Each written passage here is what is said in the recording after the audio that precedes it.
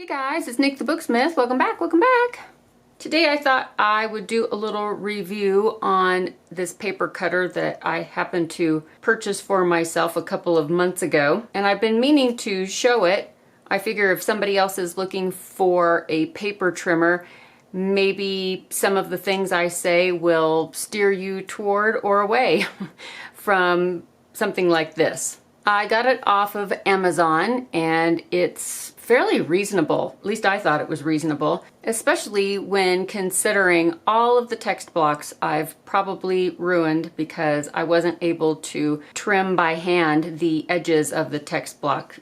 I'll show you an example. This was a book that I made I don't know, a month or so ago, and the foredge here was not this flush and flat and perfectly trimmed. Let me tell you, it wasn't. Because after you sew all of your signatures together, the foredge is going to get wonky. Now, sometimes it doesn't matter. Sometimes the style of the book is in a way that it doesn't matter if the foredge has uneven pages back and forth. You know, like junk journals, nobody cares.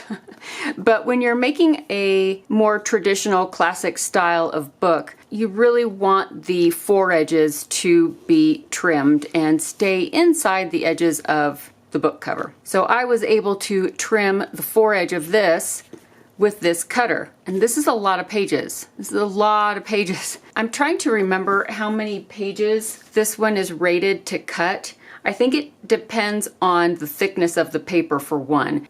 It looks like it's about 1.75 inches between the deck of the cutter and the bottom edge of that squishy bar. It's not a squishy bar. Sounds like somewhere you'd go get a seaweed avocado bean sprout smoothie, doesn't it? Okay, so I will show you the cutter in action, and then I can go through a few things that I did to tweak it and to make it even more accurate. This part over here, this is what has the bar that holds everything down, the clamp that holds everything down, and the blade is brought down by using this lever bar. This right here, this unscrews, and this is what can hold the back of your text box, the back of the text box.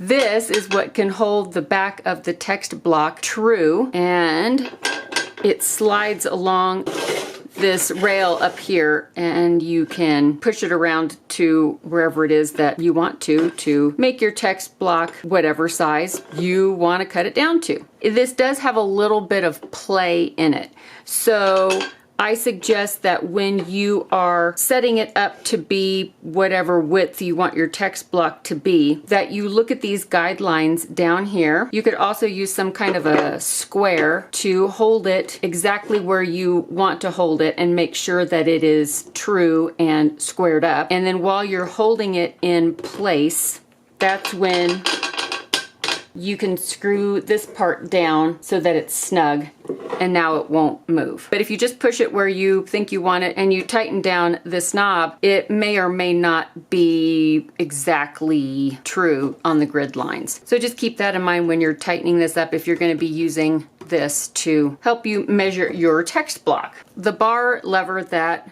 pulls down the blade has a little stop back here that's just off camera that you can't see. Maybe we can see it on the other one. And if you pull let me see if I can this camera a little closer for a second. It's back here, and if you pull the lever all the way back, it will trip that and it locks it into place. And you just push down on it, and that's what releases the lever so that you can bring the blade down. So I'm going to put the text block inside here, and I will push the spine of it back against this bar that we put in place for the right measurement, and I will turn this clamp down to tighten against the text block and to hold those pages in place. And try not to over tighten this, just tighten it down snug, but don't over tighten it because you can pull everything out of true if you torque it too much. All right. Now, as far as the lever is concerned, you just basically pull it down.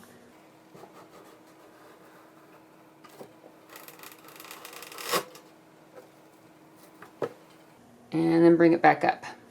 Here are the slices that I took off. And now I'll untighten this bar. And what I usually do is I flip it 180 and put it back in and press it up against our measuring bar back here and tighten this back down.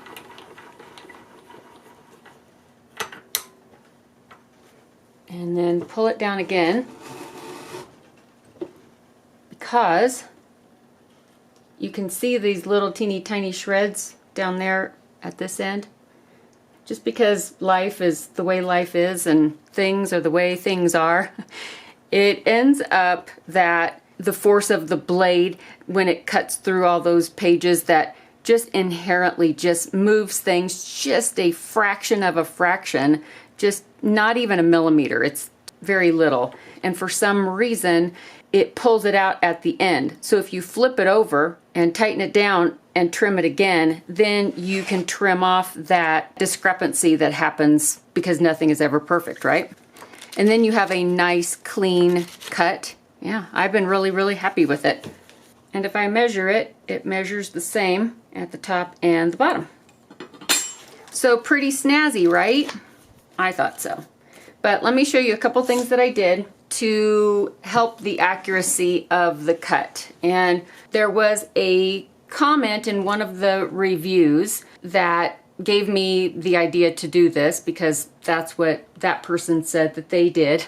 But I did it kind of backwards, because of course I did. So this bar that holds the text block down to the deck of the cutter is just a metal, just a steel bar. And it's about, I don't know, 3/4 of an inch wide, probably.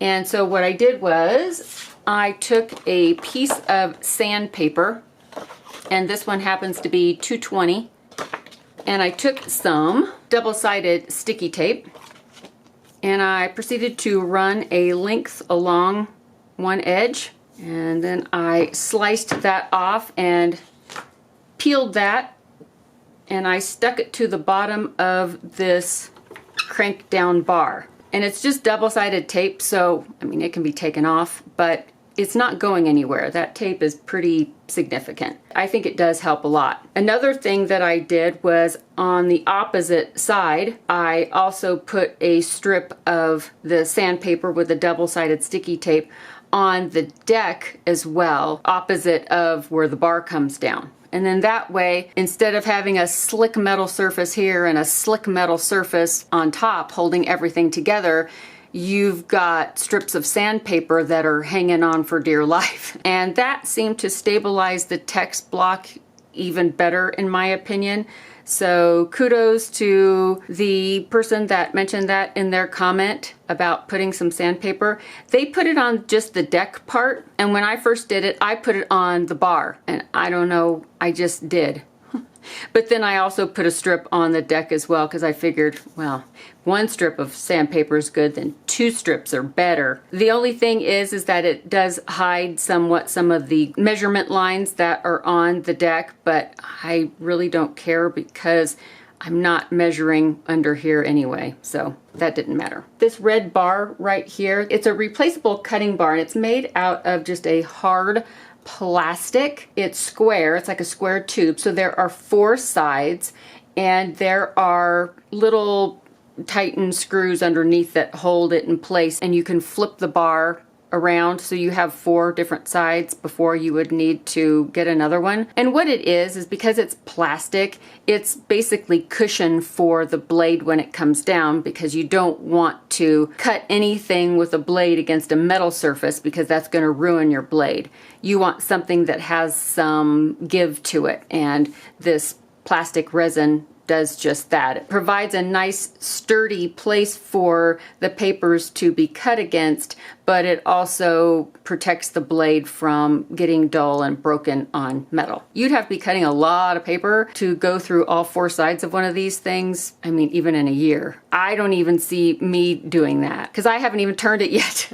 So anyway, just be careful. It is a blade, so you know, ouch. The blades can also be replaced as needed. And of course, the little book that comes with them has all that information. But anyway, I think it's a great paper cutter, especially for the price. I didn't think it was unreasonable at all. I was looking into getting just a traditional bookbinder's plow, and they are not cheap, like at all, like not even a little bit.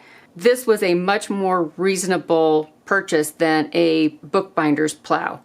One of these days, yes, I'm going to be getting a plow, but for now, this will do just fine. And honestly, it's probably a little quicker. And this cutter is made out of steel and it is heavy. So find a place where you can just put it and hopefully leave it so that you don't have to move it around because it weighs a ton.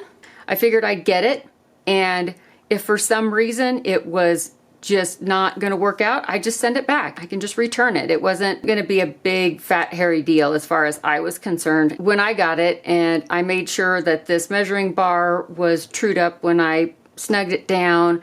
I put the sandpaper where it was. So just those two things, along with flipping the text block 180 degrees. I mean, to me, it makes a perfect enough cut that I'm really happy with this purchase, and I'm keeping it, because if you've ever tried to trim a text block with a ruler and a craft knife, it's like cutting your bangs, and you keep trimming and you keep trimming, and oh, it's short on this side and it's too long on this, you know, it's awful. So those of you that are into bookbinding, you may understand that struggle, and this might be something that you would want to invest in so that you can, one, save some sanity, and two, all the time and effort in making a text block and then messing it up by trimming it crooked or ugh.